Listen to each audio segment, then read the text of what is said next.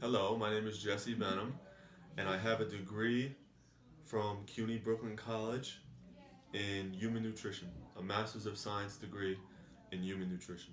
I am studying for an additional certification from the National Strength and Conditioning Association. The name of the certification is Certified Strength and Conditioning Specialist, uh, and I am not a registered dietitian. I would like to be a registered dietitian. Uh, right now, I have completed the master's degree.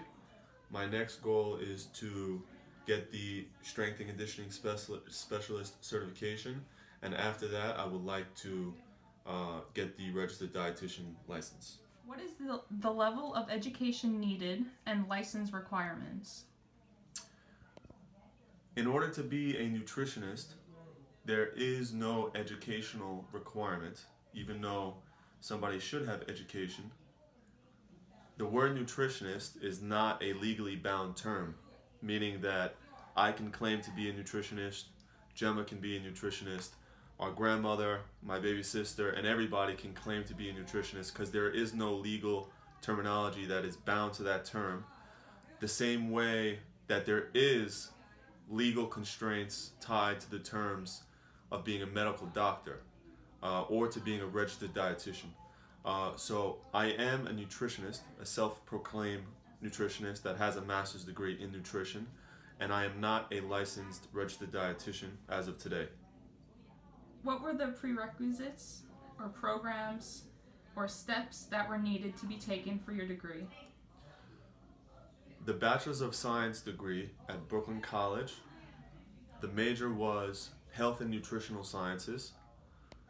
The prerequisite courses were mostly biology, microbiology, chemistry, organic chemistry, and the core classes associated with the bachelor's degree.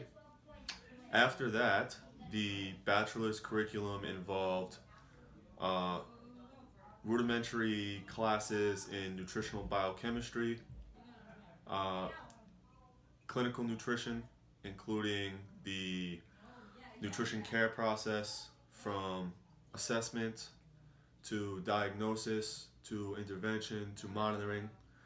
The coursework also included community nutrition, food service classes, food policy, and that is the general gist of the bachelor's degree. The master's degree was 2 years and it got into more detail into human physiology, human pathophysiology, uh, which is the origin of the disease, the direct relationships between nutrition and disease, how nutrition might cause and lead to or prevent various common diseases, both chronic and acute. Chronic, such as cardiovascular disease, diabetes, cancers, etc. The effect of genetics on the development of diseases. Uh, the master's degree also got much more in depth into human biochemistry and community nutrition. So, in addition to those courses that I just went over, the master's degree also uh, included some classes that I wanted to focus on, which most of that was an advanced counseling course talking about how to communicate with a client that you were providing nutrition counseling with, communicative strategies, cognitive behavioral therapy, motivational interviewing, uh, research, how to properly locate and analyze research, how to conduct your own research, and finally, to complete the master's degree, instead of completing a comprehensive exam, I completed a thesis which is titled Impact of Cognitive Behavioral Therapy Strategies on Dietary Stage of Change, Dietary Self-Efficacy, and Anthropometry. So that is the gist of the education that I received in order to call myself a nutritionist, which again is not a legally bound term, but that education does give me some type of a backing to provide these services with some type of legitimacy.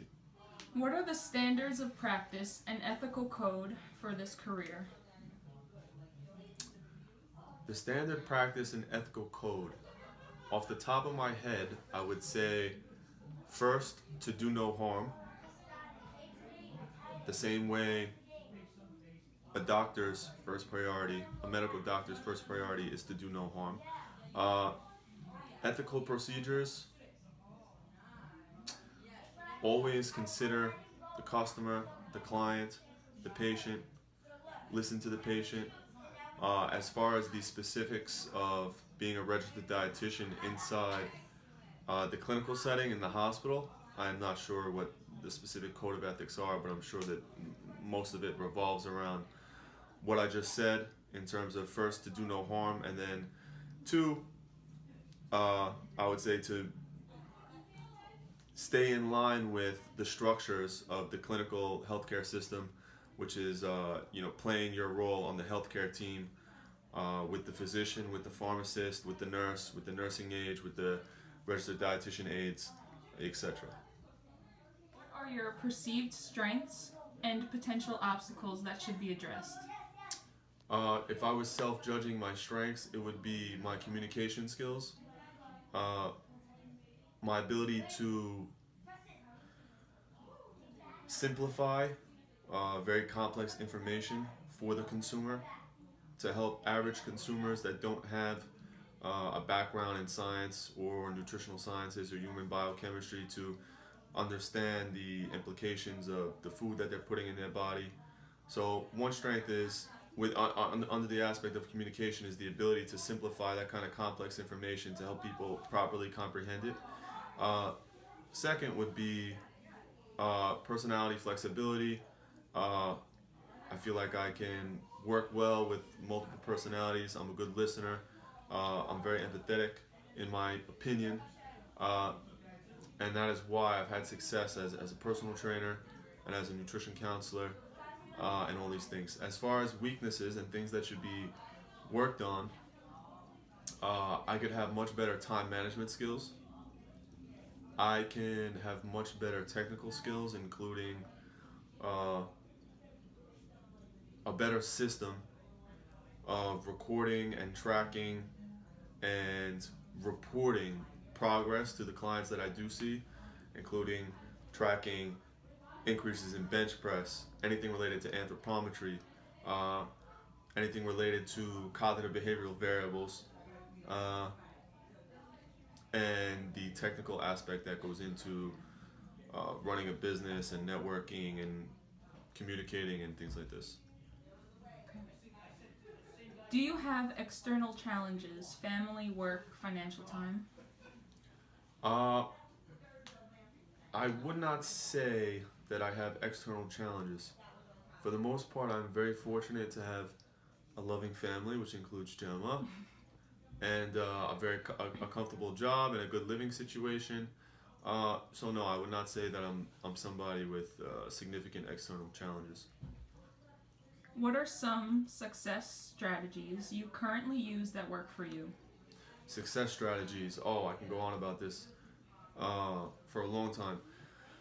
There's something that I have not been perfect at implementing, but something I've heard of called the 1000% formula, which includes about 7 steps. And I got this from a Brian Tracy audio tape that I heard, which I heard is a very phenomenal guy that's very motivating. And part of it includes waking up 2 hours before your first appointment every day. So you make sure that you wake up 2 hours before you have to be somewhere, and you spend the first hour on yourself and in your field. So that might include reading 30 to 60 minutes in your field every day. So what that does, in order to help you be successful, is it immediately puts your mind on something that you like, something that's uplifting, something that motivates you, something that you're working towards. And as they would say, is that the first hour sets the tone for the rest of the day. So when you wake up and you spend the first hour reading in your field, that provides momentum for the rest of your day.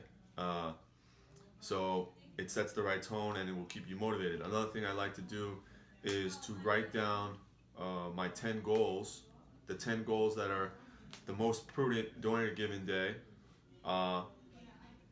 either in the beginning or at the end of the day, and I write them down in the present tense positive tense and the personal tense. So I would use the word I, personal, because you need to remember you can only control yourself. That's another success technique to do, which is to realize personal responsibility. So you use the word I and you follow that I by an action verb. So you say, I earn this amount of money, or I study this amount of time per day. So I find that to be very motivating. And then another thing, a third step in the 1000% formula, which is to make a task list of your task that you have to do the next day. Write them down, and then you number them in terms of their importance. So you say, this is the most important task. These are all my tasks, and in terms of importance, this is number 1, this is number 2, this is number 3, etc. And what you do is, after you wake up and you spend the first 30 to 60 minutes investing in yourself, reading in your field, etc., as opposed to doing something that's a downer, like reading the news and hearing about all the bad things that are happening in the world, etc., you spend 30 to 60 minutes reading in your field, and then you get to work on your most important tasks for the day. And then that tends to keep you going for a while. So those are 3 things that I would say help people to be successful. Which is the reading 30 to 60 minutes in your field every day in the morning, writing down 10 goals in the present, personal, positive tense, and then making a task list the night before you go to bed, and then immediately working on your most important task the next day. How do you cope with stress? I like to work out, and that's pretty much it. Okay.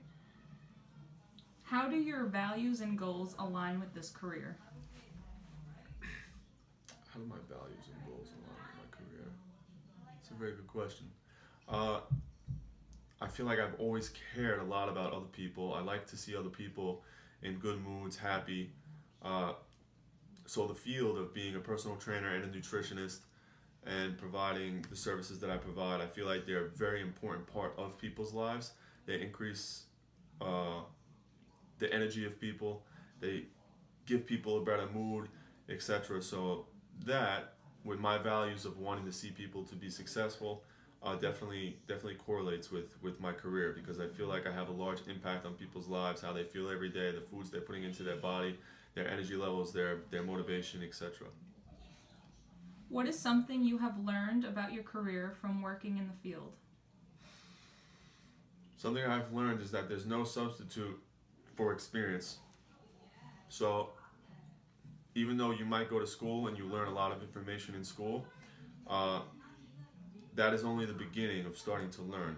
When you really start to learn is when you actually do work in your field, and then you take that knowledge base that you were given from school and then you put it to work. That's when you really start to learn.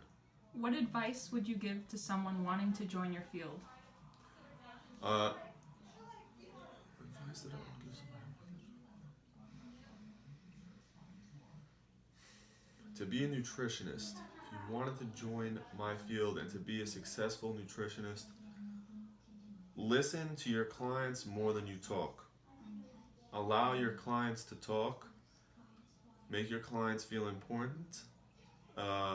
Make sure you're asking more questions than you're talking. Make sure they're doing more talking than you, and you will be successful. So my name is Jesse Banham. Right now I have a master's degree. Soon I will have an additional certification and an additional registered dietitian's license. From then I will have a full-blown practice. You can find me at yourfitgoalsmet.com.